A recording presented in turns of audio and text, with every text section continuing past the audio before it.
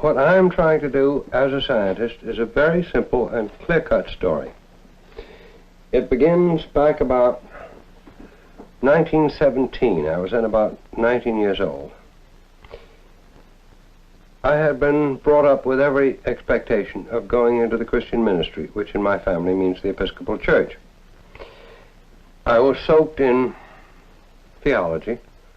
This is Dr. Warren McCulloch, an eminent neurologist, engineer, and mathematician.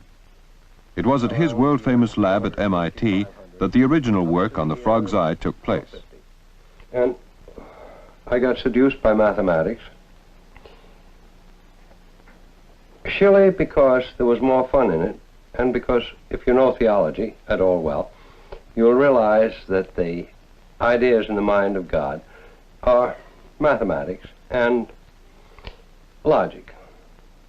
So this is the way I came into the game in the first place. And I have never had but one question in the whole of my scientific life. I've only wanted to know, what is a number that a man may know it, and a man that he may know a number? I think I'm fairly clear as to the first half of it, but as the second half, a man that he may know a number, not yet. I've had to content myself with what a frog's eye tells a frog's brain, or something else of this sort. So roughly... A frog's eye is very simple compared to a man's brain, an organ so complex that even the most optimistic believe that it will be centuries before we unravel all its mysteries. Yet, Dr. McCulloch and his colleagues believe they are beginning to understand how the higher nervous system, a man's brain, might work as a machine. A machine basically different in principle from anything we can now build, much more subtle than even our most sophisticated computers. Now, may I make clear a distinction between your nervous system and any computing machine which is yet in existence? There is some beginning to approximate it. They are to be found chiefly in bombers and things of this sort. Now, in an ordinary machine, operations are carried out sequentially. And a mistake entails mistakes which follow inevitably from it all the way through the computation. As opposed to this, there are parallel machines. That is, machines which carry on the same computation in 1, 2, 3 or more channels. Compare the results and don't go ahead until the results agree. These are strictly parallel. I'm not talking about either of these kinds of machines. I'm talking about machines which resemble, let's say, the mouth of the Danube, or the mouth of the Nile, or better yet, the mouth of the Swanee River. These are what the Greeks called anastomotic affairs. That is, the water from each contributory stream is mixed with the water from every other contributory stream before they finally get out the mouths of the river. Is that clear? There is no other word that I know for it except the old Greek word anastomotic. They're not merely braided together where the braids follow through. No. They're braided with an intermixture so that the information coming out at any one point in the mouth is combined from the information coming in from all of the sources of that river. Is this clear? Good. What is more, well, any man my age knows this very well. Neurons die at the order of thousands of neurons per day. We're built to run well to the 16th year of age, roughly. From that time on, you begin to be able to count the holes where there were cells and there are no more. So, you have to design it so that a cell, while it's a-dying, it's apt to go pip, pip, pip, pip, pip, and then quit. And after it's dead, it's not going to make too much difference. You would probably find at least 10% of the big cells in my cerebellum, where you could count them, are just holes filled up with glia, glue cells, supporting cells. So this kind of thing happens all the time and must happen. And yet we can go on to Well, in my family, to 100. And the theory that you're working on explains... The theory that we're working on takes care of all of these things. That's the important point about it.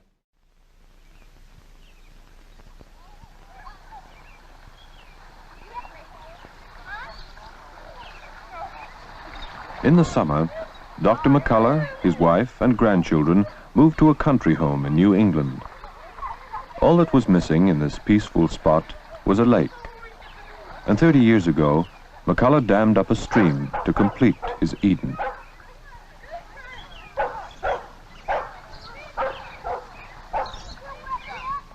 What is man? A child of nature. But now, wondering whether he can ever learn enough to make something like himself in a laboratory.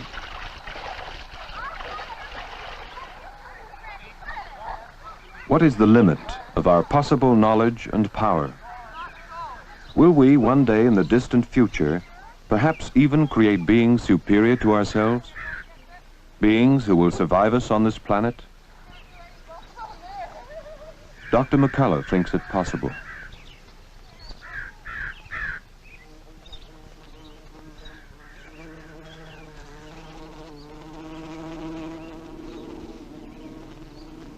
No, I would expect that insofar as machines might survive man, they might,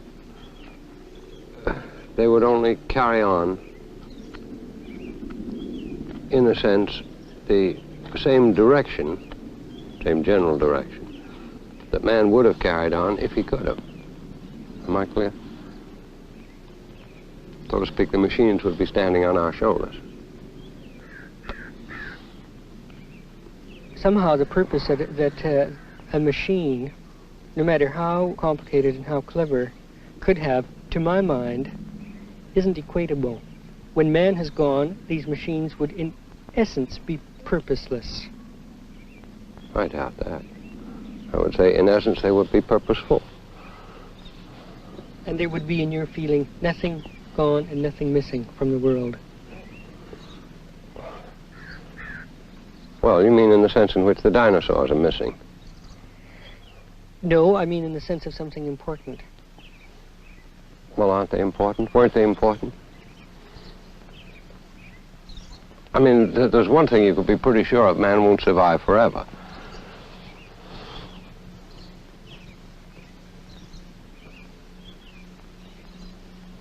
From all that we know of the sun and of other stars, that would be the most improbable thing. Something else will come. And in your opinion, it might be something of man's own creation? Yes.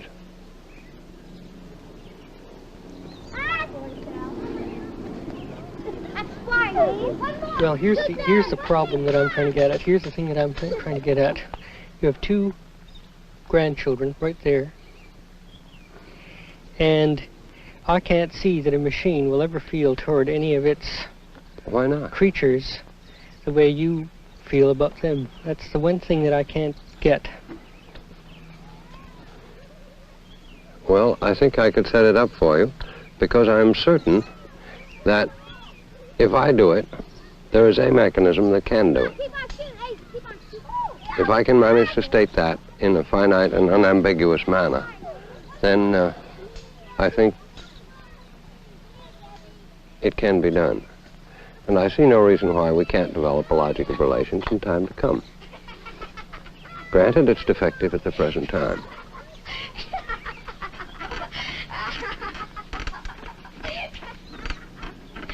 Don't shake the table.